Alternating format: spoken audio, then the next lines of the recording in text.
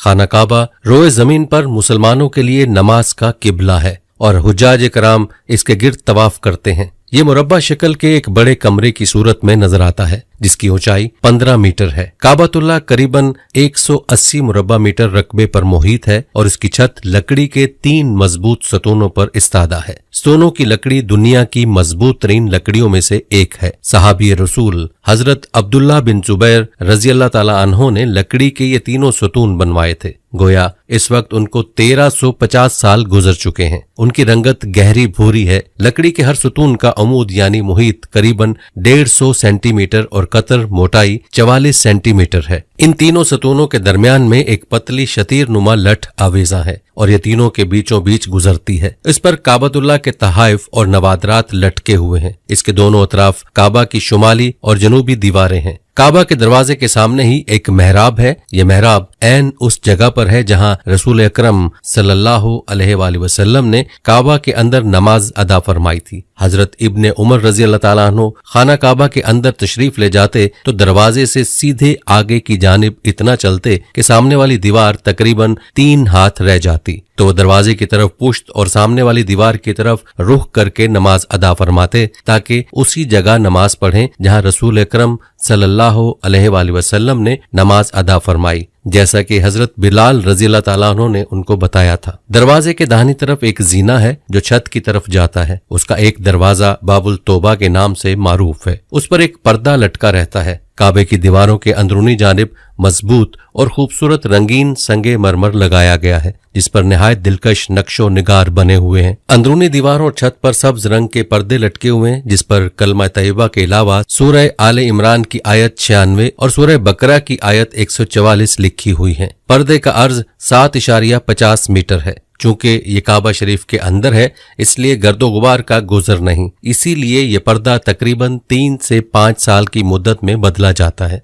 सबसे पहला अंदरूनी पर्दा मक्का मुकरमा के कारखाने में तैयार किया गया था। काबा में एक संदूक भी है जिसमें काबा की हिदायत महफूज हैं। काबा का फर्श सफेद संगे मरमर से बनाया गया है। इसकी 2 छतें हैं, एक ऊपर और दूसरी उसके नीचे। छत में एक सुराख है जिसका तूलो अर्ज 1.27 ज़रब 1.4 मीटर है। इस छत पर शीशे का एक मजबूत ढकना है जिससे काबा के अंदर रोशनी आती है। जब काबा को गुस्ल दिया जाता है या गिलाफ काबा बदला जाता है तो ये ढकना उठा दिया जाता है और खाना काबा की अंदरूनी सीढ़ियों से चढ़कर सुराख से गुजरकर छत पर आमदो रफ्त होती है। 1397 हिजरी में लकड़ी की कदीम सीढ़ियों की बजाय मजबूत एल्युमिनियम की गोल सीढ़ियां बना दी गईं जिनकी तादाद 50 है। काबे का दरवाजा 2 पट की लकड़ी का है जिस पर सोने की तख्तियां जड़ दी गई हैं। इसकी लागत 1,34,20,000 रियाल है जबकि 280 किलोग्राम सोना इस लागत के अलावा है। ये काम शाह खालिद बिन अब्दुल अजीज की हिदायत पर 1 साल में मुकम्मल हुआ। काबा के दाएं जानिब अंदरूनी हिस्से में रुकने शामी है। इसमें एक सीढ़ी है जो मुस्ततील नुमा कमरे की जानिब जाती है। इस कमरे में कोई खिड़की नहीं है। इसका एक दरवाजा है और उसका खुसूसी ताला है। इसके दरवाजे पर खूबसूरत रेशम का पर्दा लटका हुआ है और इस पर सुनहरे और नकरई रंग की कशीदा कारी हुई है। काबे का अंदरूनी फर्श संगे मरमर का है। ये ज्यादातर सफेद है, ताहम संगे मरमर के दूसरे रंगों के टुकड़े भी फर्श पर लगे हुए हैं। काबे का अंदरूनी हिस्सा खूबसूरत संगे मरमर के टुकड़ों से मुज़य्यन है और सुर्ख रंग की रेशम के पर्दे से ढांपा हुआ है। इस पर सफेद रंग से अरबी में इबारात और अस्माए हुस्ना लिखे हुए हैं। इसी पर्दे ने काबे की छत को भी ढांप रखा है। काबे के अंदर 8 पत्थर हैं। उन पर खते सल्स में अरबी इबारतें कुंदा हैं। एक पत्थर पर खते कूफी में अरबी इबारत लिखी हुई है। ये खूबसूरत लिखाई 6ठी सदी हिजरी के बाद के दौर से ताल्लुक रखती है। दीवार शर्की पर काबे के दरवाजे और बाबुल तौबा के दरमियान साबिक सऊदी फरमारवा शाह फहद बिन अब्दुल अजीज आले सऊद की एक दस्तावेज है जो संगे मरमर पर कुंदा की गई है।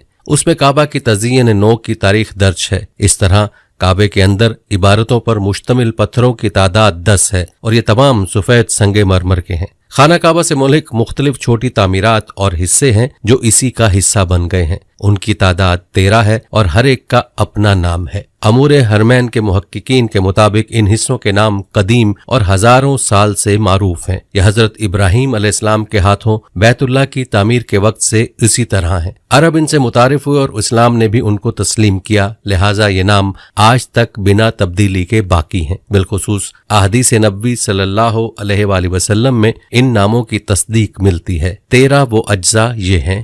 نمبر 1، حجر اسود۔ یہ کعبے کا مشہور و معروف ترین حصہ ہے۔ یہاں سے طواف کی ابتدا ہوتی ہے اور مسلمانوں کے نزدیک اس کا بوسہ سنت ہے۔ بعض احادیث نبوی صلی اللہ علیہ وآلہ وسلم کے مطابق یہ جنت کے پتھروں میں سے ہے۔ نمبر 2، کعبے کا دروازہ۔ یہ بیت اللہ کے مشرقی سمت واقع ہے۔ یہ زمین سے 2 میٹر سے زیادہ بلند ہے۔ اس کی اونچائی 3 میٹر سے زیادہ ہے جبکہ چوڑائی کم از کم 2 میٹر ہے۔ 1400 برسوں کے دوران خلفاء اور عمرہ نے اس دروازے کی زیب و زینت پر خصوصی توجہ دی اور اس کو سونے اور چاندی کے لباس سے آراستہ کر دیا۔ نمبر 3، میزاب۔ اس کو میزاب رحمت کے نام سے پکارا جاتا ہے۔ خانہ کعبہ کی چھت پر گرنے والی بارش کا پانی اسی کے ذریعے حتیم کے اندر گرتا ہے۔ نمبر 4، شازروان۔ یہ خانہ کعبہ کی نچلی دیوار کے گرد نصب سنگ مرمر ہے۔ یہ بیت اللہ کے دروازے کے سوا کعبے کی تمام سمتوں میں موجود ہے۔ نمبر 5، حجر اسماعیل۔ خانہ کعبہ سے علیحدہ ہو جانے کے سبب یہ حصہ حتیم کہلاتا ہے۔ قریش نے خانہ کعبہ کی تعمیر نو کی تو اس حصے کو چھوڑ دیا تھا کیونکہ وہ اس بات کے خواہش مند تھے کہ تعمیر پاک مال سے ہونا چاہیے۔ نمبر 6، ملتزم۔ طواف کرنے والوں کے اس جگہ پر التزام کے سبب یہ ملتزم کہلاتا ہے۔ ماضی میں بعض قصوروار اور مجرم اپنے قتل سے فرار اختیار کر کے یہاں آ جاتے تھے۔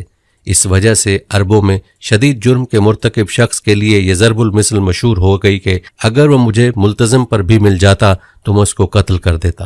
نمبر 7، مقام ابراہیم۔ بعض لوگوں کا کہنا ہے کہ یہ خانہ کعبہ کا حصہ ہے تاہم علیحدہ ہو گیا۔ اس میں ایک چٹان ہے جس میں پاؤں کے نشانات نقش ہیں۔ یہ سیدنا ابراہیم علیہ السلام کے پاؤں کی جانب کنایا ہے جب اللہ رب العزت نے ان کو حکم دیا کہ وہ لوگوں کو حج کی اجازت دیں۔ نمبر 8، رکن حجر اسود۔ یہ کونا خانہ کعبہ کے اوپر سے نیچے تک پھیلا ہوا ہے۔ اسی میں حجر اسود نصب ہے۔